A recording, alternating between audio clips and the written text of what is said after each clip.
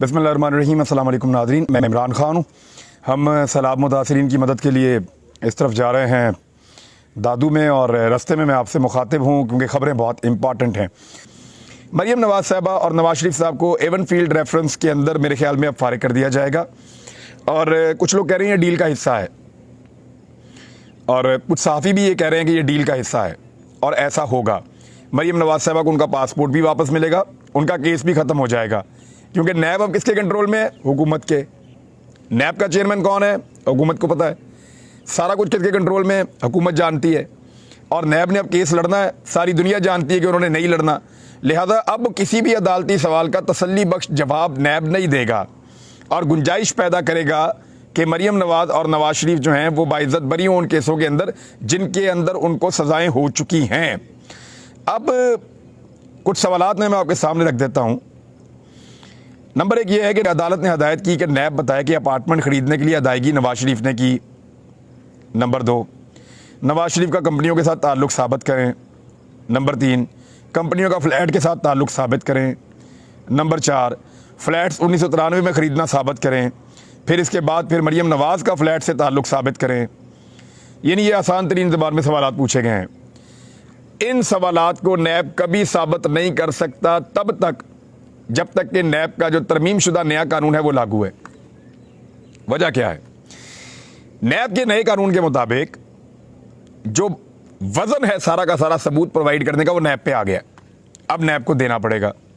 इससे पहले और अब कानून में फ़र्क क्या है मैं आपको बता देता हूँ। टेक्निकली मरीम नवाज़ और नवाज शरीफ को बचा लिया गया है, इसमें अदालत का कोई कसूर नहीं है, नैब का कोई कसूर नहीं है, कानून ही बदल दिया गया है। मिसाल देता हूँ आपको मैं, मिसाल के तौर पे मेरे पास बहुत आसान मिसाल देता हूँ। मेरे पास ये लैपटॉप है, ये मेरी हैसियत से ज़्यादा महंगा है, तो नैब पूछेगा आपका है, मैं कहूँगा जी मेरा है। वो कहेगा जी कहाँ से लिया, पैसे कहाँ से आए?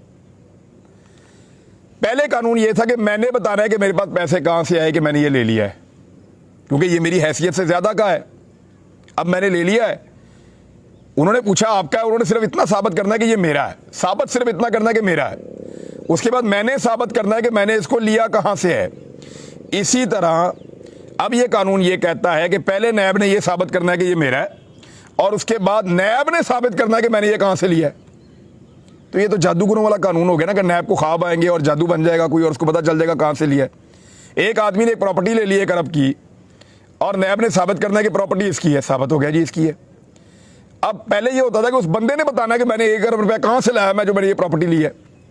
अब ये साबित नैब ने करना है कि ये 1 अरब रुपया कहाँ से लाया जहाँ से इसने प्रॉपर्टी ली है। तो इतने आराम से वाइट कॉलर क्राइम में सियासतदान तो नहीं फंसते। पूरी दुनिया से हमने अपना कानून तब्दील कर दिया। तो बहुत मुबारक हो पाकिस्तान को। मरीम नवाज़ साहब और नवाज शरीफ साहब बाकायदा एक डील के तहत जैसे हुकूमत आई ऐसा लगता है उसी तरह ये निकल जाएंगे। अब आ जाए, मरीम औरंगज़ेब और जावेद लतीफ़ के ख़िलाफ़ पेशावर में भी मुकदमा दर्ज कर लिया गया है, और ये लोगों को मजहबी जज्बात को भड़का रहे हैं लोगों के। और एक रहमानुल्लाह साहब हैं, उन्होंने दरख्वास्त दी थी, उनकी दरख्वास्त के ऊपर ये मुकदमा दर्ज किया गया है, और उसमें यही कहा गया है कि इन लोगों ने लोगों के मजहबी जज्बात को भड़काने की कोशिश की है। और इस तरह तो एक लीडर के ऊपर जो है वो कोई कातलाना हमला कर सकता है। और इमरान खान साहब को इस बारे में खुफिया इतलात मौजूद हैं, और पाकिस्तान के बड़े अहम हसास एरिया से उनको ये इंफॉर्मेशन मिली है इमरान खान साहब को। पंजाब असम्बली में वज़ीर आज़म के खिलाफ आर्टिकल 6 के तहत कार्रवाई की करारदाद मंजूर कर दी गई है। क्यों की गई है ज़रा टेक्निकली समझिए, अब ये बड़ी ज़बरदस्त चीज़ है। नवाज शरीफ साहब कौन है? इश्तिहारी। नवाज शरीफ साहब कौन है? मफरूर है। नवाज शरीफ साहब कहाँ हैं? बरतानिया में हैं। नवाज शरीफ पाकिस्तान के किसी मामले के अंदर मुदाखलत नहीं कर सकते। जेल में इस वक्त कानून के मुताबिक उनको सज़ा काटनी चाहिए। वो बाहर बैठ के फैसला कर रहे हैं कि पाकिस्तान का आर्मी चीफ कौन होगा। इसी बात से इमरान खान ने मना किया था और कहा था मेरिट पे होना चाहिए, तो इस पर फ़ौज में शदीद गमो गुस्सा आ गया था DGI-SPR साहब के मुताबिक। अब इमरान खान साहब ने सवाल पूछा है कि अब आपको गमो गुस्सा, यानी सारी पाकिस्तानी कौम ही पूछ रही है कि अब गमो गुस्सा क्यों नहीं आ रहा जब एक मफरूर इश्तिहारी के बारे में वुज़रा कह रहे हैं कि वो बाहर बैठ के फैसला करेगा और मुशावरत करेगा कि पाकिस्तान का आर्मी चीफ कौन होना चाहिए। और मैं आपको एक इन्फॉर्मेशन दे देता हूँ पक्की, अब तक की इतला के मुताबिक, सोर्स मेरे पास भी हैं और बड़े शानदार हैं। अभी तक PMLN वाले यही पता करवाना चाहते हैं कि सोर्स कौन है, इनको कभी भी पता नहीं चलेगा इंशाल्लाह। नवाज शरीफ साहब ने साफ इनकार कर दिया है शहबाज शरीफ साहब को कि जनरल कमर जावेद बाजवा साहब को एक्सटेंशन नहीं देनी। ये जो प्लान एक्सटेंशन का एक मौजूद था उसमें साफ इनकार हो गया है कि नवाज शरीफ साहब इसके ऊपर राज़ी नहीं है, ना लंदन की PMLN इसके ऊपर राज़ी है। मुस्लिम लीग नून का जो लंदन वाला पूरा पोर्शन है मरियम को मिला के, ये लोग इस बात पे खुश नहीं हैं कि जनरल कमर जावेद बाजवा साहब को एक्सटेंशन दी जाए, और शाहिद खाकान अब्बासी साहब थोड़े दिन पहले इसकी मुखालफत कर भी चुके हैं। तो बहरहाल ये खबर आप महफूज रखें कि मियाँ साहब नहीं चाहते, अब शहबाज शरीफ साहब कोई अपनी मर्जी करना चाहते हैं या मनाने की कोशिश करें तो अलग बात है। लेकिन शेख रशीद की खबर है कि लंदन वालों ने बात नहीं सुनी शहबाज शरीफ की और उनकी बात मानी भी नहीं। तो आर्टिकल 6 के तहत जी कह रहे हैं शहबाज शरीफ पे मुकदमा करो, क्योंकि ये मफरूर इश्तिहारी से लंदन में जाके मशवरा कर रहे हैं कि पाकिस्तान का नया आर्मी चीफ कौन होगा। वैसे पाकिस्तान एक एटॉमिक पावर है, उसके आर्मी चीफ का तयन जो है वो आईनी और कानूनी तरीके से होना चाहिए। ऐसे लोग जो इश्तिहारी हों, मफरूर हों, उनको कोई हक नहीं है कि वो इस किस्म के अहम फैसले करें। मरियम नवाज साहबा ने कहा है कि इमरान खान में हिम्मत है तो धमकाने वालों के नाम लें, ये X और Y क्या होता है। इमरान खान साहब जिनसे मुखातिब है ना मरियम नवाज साहबा, वो बहुत सियाने हैं।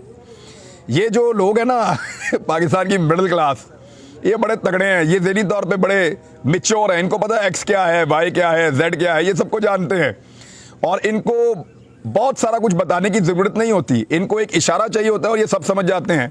मे बी आप ऐसे लोगों से मुखातिब होती हो जहाँ पे बहुत कुछ बताने की ज़रूरत पड़ती हो, या हो सकता है आपको ये समझने में थोड़ी दिक्कत आ रही हो मरियम नवाज साहबा, लेकिन पाकिस्तानी एक एक बंदा और बच्चा बच्चा जानता है जिनको इमरान खान साहब एड्रेस कर रहे हैं।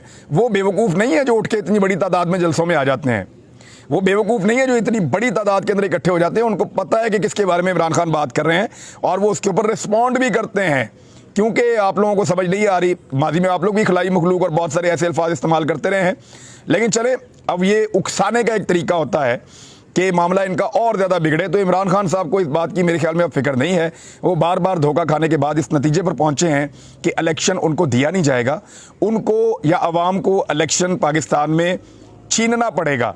मैंने उनसे कहा था कि ये सैलाब आया हुआ है, खान साहब कैसे आप करेंगे। उन्होंने कहा सैलाब में डूब रहे हैं 3 करोड़ लोग, महंगाई के सैलाब के अंदर डूब रहे हैं पाकिस्तान के 19 करोड़ लोग, और उनका सबका बच्चों का मुस्तकबिल खराब हो गया है। लोग मेरी तरफ देख रहे हैं और बहुत दबाव डाल रहे हैं। मैं कैसे पीछे रह सकता हूं, मैं कैसे लोगों को इस वक्त अकेला छोड़ सकता हूं। लोगों की एक्सपेक्टेशंस बहुत ज़्यादा हैं हमारे से, तो हमें हर हाल में लोगों को उनका हक लेकर देना है।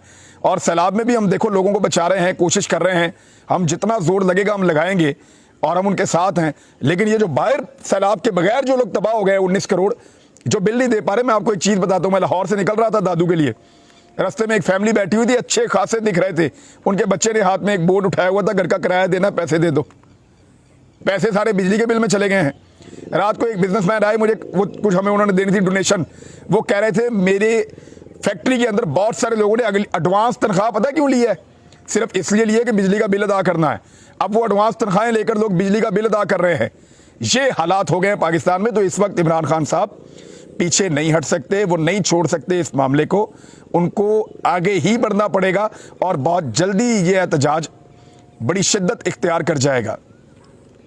फजलुर रहमान साहब ने कहा कि इमरान खान साहब के खिलाफ कार्रवाई ना करने पर मैं हुकूमत से खाइफ हूँ। फजलुर रहमान साहब नाराज़ हो गए, खफा हो गए।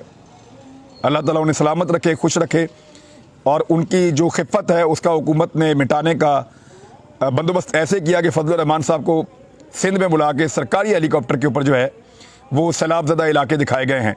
ये वो आखिरी आदमी है जो हेलीकॉप्टर पे बैठ के सैलाबज़दा इलाका देख रहा है। सैल्यूट है फजलुर रहमान साहब को। जब पूरा सिंध डूब रहा था तब फजलुर रहमान साहब गायब थे और अब पता नहीं किस हैसियत के अंदर, फजलुर रहमान साहब बैठे हैं जाकर हेलीकॉप्टर में। ना इनके पास कोई ओहदा है, ना इनके पास कोई इख्तियार है, ना इनकी कोई एक्सपर्टी है, लेकिन इसके बावजूद वो जाकर बैठ गए हेलीकॉप्टर में। बहुत सारे केसेस खत्म हो गए हैं खामोशी के साथ, सैकड़ों केसेस खत्म हो गए हैं। जितने पुलिस वालों के ऊपर, ब्यूरोक्रेट्स के ऊपर केस बने हुए थे नैब में, वो सारे खामोशी के साथ एक एक करके खत्म होते चले जा रहे हैं। वकला वहाँ पे डेट लगवाते हैं, अदालत में जाते हैं, कहते हैं केस नहीं बनता, अदालत केस नैब को वापस कर देती है, केस बनता ही नहीं है। तो इस तरीके से ये सारी चीज़ें चल रही हैं। कुछ अहम डेवलपमेंट्स हैं वो मैं आपके साथ शेयर करूँगा, और लेकिन अगले वीलॉग में वक्त काफ़ी ज़्यादा हो गया। तक इतनी अपना ख्याल रखिएगा, अपने चैनल का भी। अल्लाह हाफिज़।